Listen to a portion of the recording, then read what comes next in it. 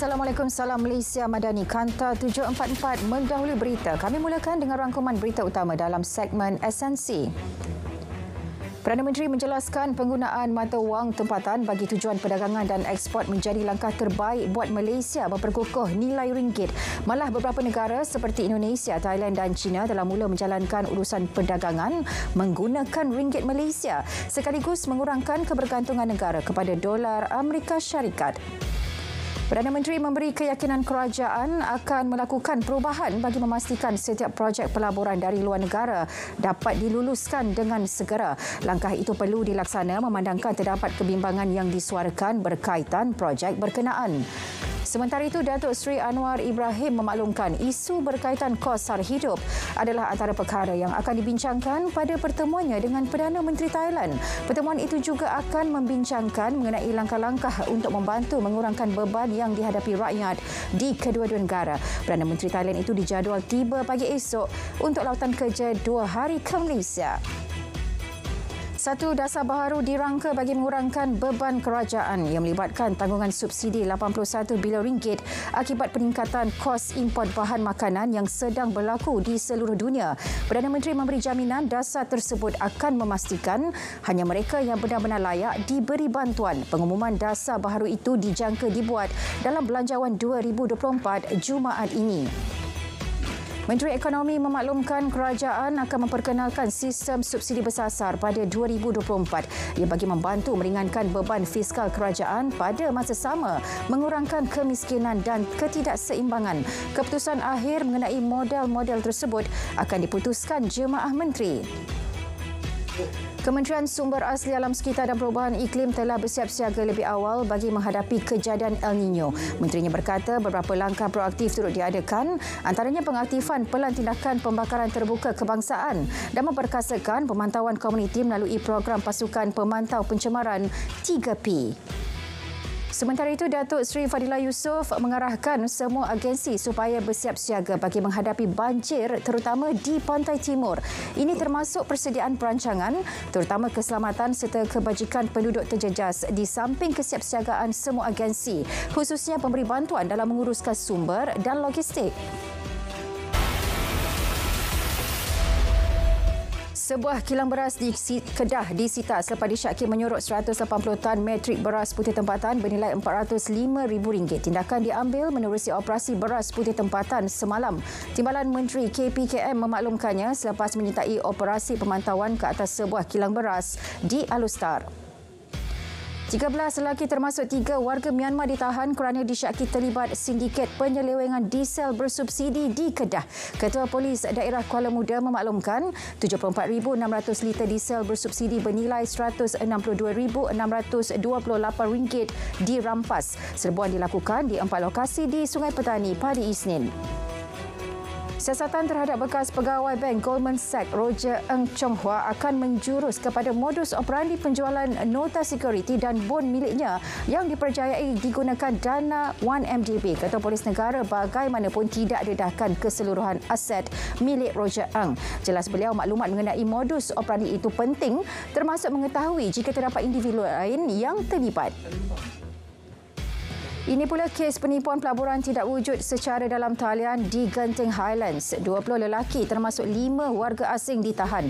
Dipercayai terlibat sindiket tersebut. Mereka berusia 17 hingga 31 tahun. Sindiket dipercayai beroperasi sejak Ogos lalu menyasarkan mangsa dari Singapura.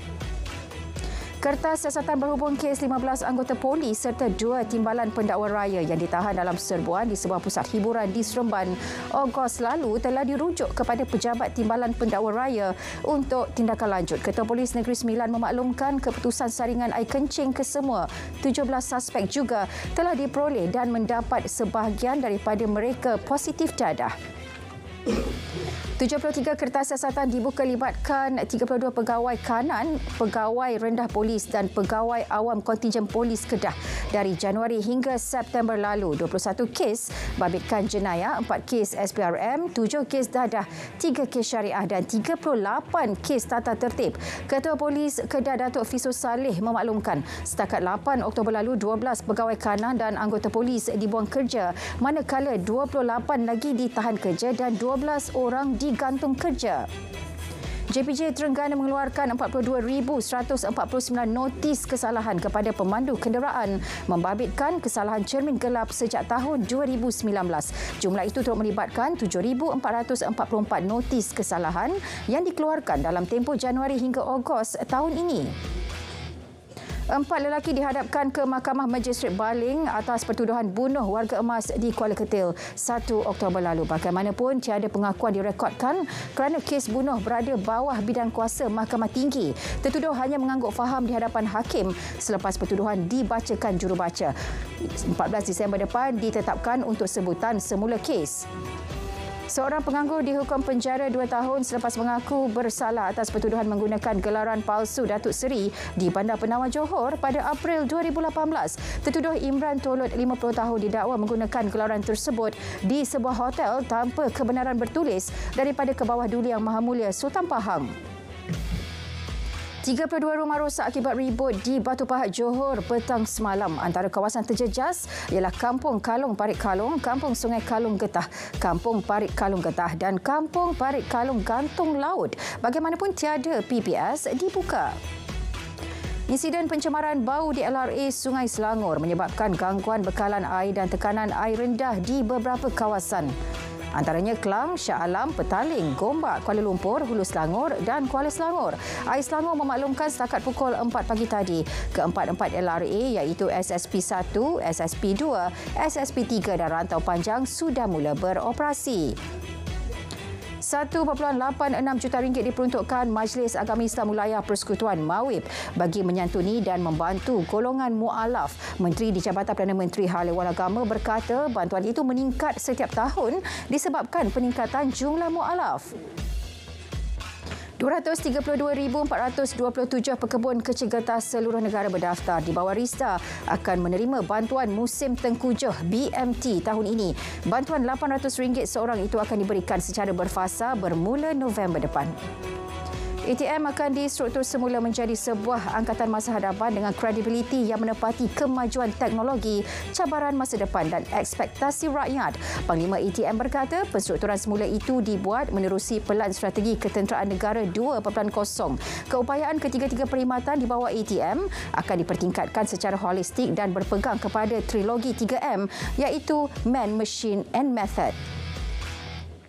Perdana Menteri dan Presiden Turki telah mengadakan perbincangan mengenai perkembangan terkini melibatkan Palestin dan Israel. Perdana Menteri menerusi cacatan di platform X lewat malam tadi memaklumkan perbincangan itu diadakan menerusi perbualan telefon. Perbincangan menyentuh mengenai perkembangan terkini keadaan di sana. Sempena Hari Kesihatan Mental Sedunia 2023 yang disambut hari ini, Perdana Menteri menyeru masyarakat menghentikan segala stigma mengenai masalah kesihatan mental. Beliau dan beberapa ahli parlimen turut memakai reben hijau sebagai tanda sokongan. Sebelum ini, kerajaan mengumumkan akan menubuhkan Institut Kesihatan Mental bagi menangani isu kesihatan itu. Bidang kecerdasan buatan AI perlu diberi perhatian bagi menampung keperluan industri. Perdana Menteri berkata perkara itu telah disampaikan kepada Menteri Pendidikan Tinggi dan Naib Chancellor Universiti untuk diberikan tumpuan. Kesiapsiagaan ini penting bagi mengelakkan masalah ketidaksepadanan antara pendidikan dan peluang pekerjaan berkemahiran tinggi. Kementerian Pengajian Tinggi sedang mengkaji keperluan untuk meningkatkan kapasiti program TVET bagi golongan OKU di Politeknik dan Kolej Komuniti yang turut dilakukan dengan mengambil kira kesediaan ruang, tenaga pengajar serta kelangsungan hidup golongan OKU selepas tamat pengajian. Setakat ini sebanyak 13 program yang dikhususkan bagi golongan berkenaan di peringkat sijil. Tengku Datuk Seri Zafrul menyatakan Malaysia memerlukan kepantasan dan skala bagi membangunkan industri aeroangkasa negara secara proaktif. Bagi tujuan itu, negara memerlukan rakan kongsi seperti Boeing untuk perkongsian teknologi dan membantu menjadikan pembuatan mampan di Malaysia. Setakat ini, Asia Tenggara merupakan rantau yang paling pesat berkembang di dunia untuk industri aeroangkasa. Laporan Ketua Audit Negara memaklumkan hasil kerajaan persekutuan meningkat sebanyak 25.9% iaitu sebanyak 60.61 bilion ringgit kepada 294.36 bilion ringgit pada 2022 berbanding 233.75 bilion ringgit yang dicatatkan pada 2021. Manakala peruntukan muktamad perbelanjaan mengurus yang diluluskan ialah sebanyak 236.97 bilion ringgit dan perbelanjaan mengurus berjumlah 292.69 bilion ringgit. SKMM dan Malaysia ICT Volunteer MIV anjurkan bengkel MIV bersama Sekolah 2023 peringkat negeri. Ia usaha untuk tingkatkan literasi digital dan pengetahuan guru serta pelajar berkaitan penggunaan ICT secara berhemah dan optimum. SKMM memaklumkan sesi perkongsian turut menyentuh kaedah lindungi diri daripada menjadi mangsa penipuan dalam talian. Kerajaan melihat terdapat keperluan untuk memperluaskan kawasan penanaman padi di Sabah dan Sarawak. Menteri KPKM berkata ia sebagai usaha membantu meningkatkan bekalan beras sekaligus menjamin sekuriti makanan negara. Felcra akan bekerjasama dengan kerajaan negeri bagi membangunkan 20,000 hektar tanah bagi tujuan penanaman padi secara berkelompok. Lembaga Pembangunan Pelaburan Malaysia lancarkan inisiatif pembiayaan baharu bagi memangkin pertumbuhan industri dan memupuk pembangunan ekonomi negara yang merangkumi dana pemecut pelaburan domestik, geran automasi pintar madani serta dana pemecut pelaburan asing. Ketua Pegawai Eksekutifnya berkata inisiatif itu mendorong negara ke arah ekosistem perindustrian yang mampan dan dinamik. MPOB memaklumkan jumlah stok minyak sawit Malaysia meningkat pada September. Peningkatan sebanyak 9.6% bersamaan 2.31 juta tan daripada 2.11 juta tan bulan sebelumnya. Inventori minyak sawit mentah meningkat 14.24% kepada 1.37 juta tan bulan lepas daripada 1.20 juta tan pada Ogos. Ekspor biodiesel turut mengukuh 43.73% kepada 28,793 tan pada bulan September. Pengeluaran getah asli Malaysia meningkat 9.7% kepada 31,309 tan pada Ogos. Jabatan Perangkaan Malaysia berkata ia disumbangkan terutamanya oleh sektor pekebun kecil iaitu sebanyak 83.3% dan ekspor getah asli Malaysia turut meningkat 11% dengan jumlah 57,488 tan pada Ogos. Jumlah rakyat Palestin yang dibunuh tentera Israel di Gaza meningkat kepada 704 orang. Menurut Kementerian Kesihatannya, angka itu termasuk 143 kanak-kanak dan 105 wanita. Manakala mangsa cedera juga bertambah kepada 4,000. Kementerian Luar sahkan tiada rakyat Malaysia terjejas gempa bumi yang melanda wilayah Herat, Afghanistan Sabtu lalu. Menerusi kenyataan, kerajaan Malaysia turut ucap takziah dan zahirkan simpati atas tragedi yang mengorbankan banyak nyawa itu. Menurut Pejabat Penyelarasan Hal Ehwal Kemanusiaan PBB, lebih 11,000 penduduk terjejas akibat beberapa siri gempa.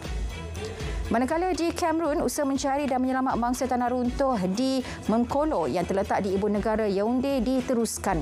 Menurut Menteri Pentadbiran Wilayah Paul Atanga-Nji, setakat ini 27 disahkan terkorban. Jumlah itu meningkat susulan pertemuan lebih banyak mayat. Kebanyakan yang tertimbus merupakan mangsa yang berada dalam bangunan ketika tanah runtuh berlaku pada Ahad. 43 rakyat Malaysia dan seorang rakyat Taiwan telah diselamatkan polis Peru. Mereka dipercayai ditangkap kumpulan penjenayah Taiwan bagi tujuan eksploitasi skim peras ugut di negara Afrika Selatan itu.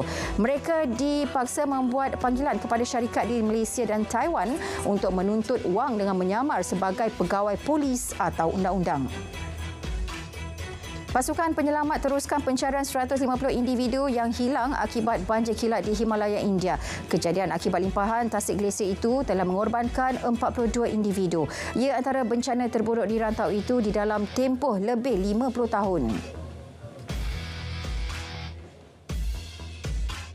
Kanta 744 berakhir di sini. Ikuti berita perdana selepas ini bersama Fadil Hidayat dan Syuhaida Arifin untuk paparan lebih komprehensif. Malaysia Madani, tekad perpaduan penuhi harapan.